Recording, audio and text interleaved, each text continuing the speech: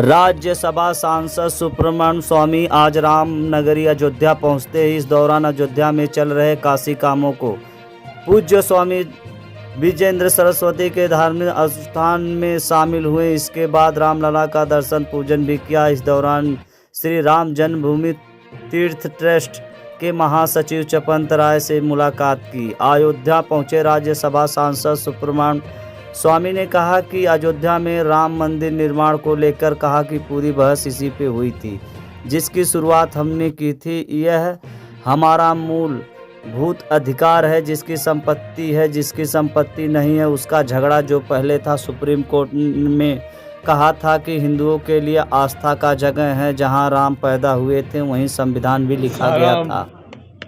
जो हमारे supreme court में जो बहस हुई वो इसी पर तो वही थी, और शुरुआत तो मैंने ही किया था कि हमारी मूलभूत अधिकार है, ये किसका संपत्ति है किसका नहीं है। वो जो झगड़ा पहले था उससे ऊपर उठकर मैंने सुप्रीम कोर्ट को कहा था कि ये हिंदुओं के लिए एक आस्था का जगह है जहाँ राम पैदा हुए, और वो संविधान में भी लिखा है कि जो आस्था है उसका कोई ना नहीं कह सकता।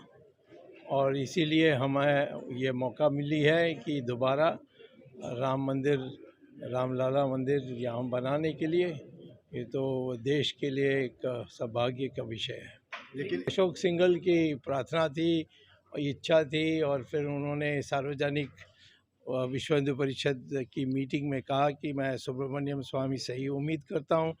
उन्होंने राम सेतु को बचाया तो वही राम मंदिर भी बनाएंगे, तो इसीलिए मैं आया और एक नया आयाम दिखाई मैंने सुप्रीम कोर्ट को कि यहाँ राम पैदा हुए, ये हमारी आस्था है, इसका कोई चुनौती नहीं दे सकता।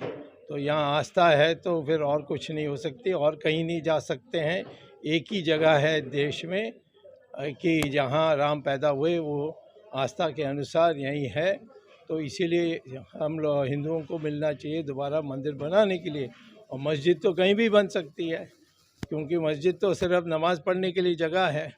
तो इसीलिए हमारी बात सुप्रीम कोर्ट ने मानी, हम जीते। उसके बाद हमने ये पहली बार इस तरफ आ रहे हैं।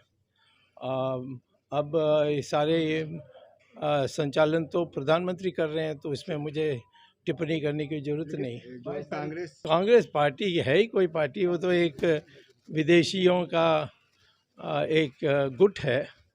उसमें बाकी सब लोग एक गुलाम जैसे हैं।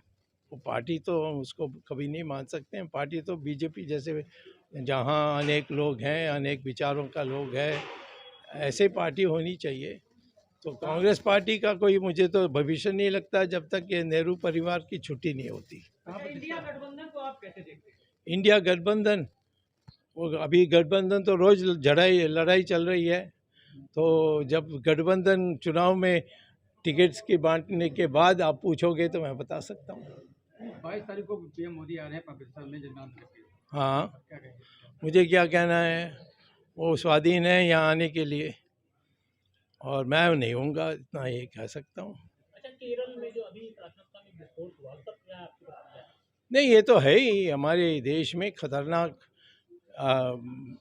यानी ऐसे घटनाएं हो रहे हैं जहां आतंकवादी लोग, और ख़ास तौर जो विदेश से प्रेरणा लेते हैं वो कर रहे हैं।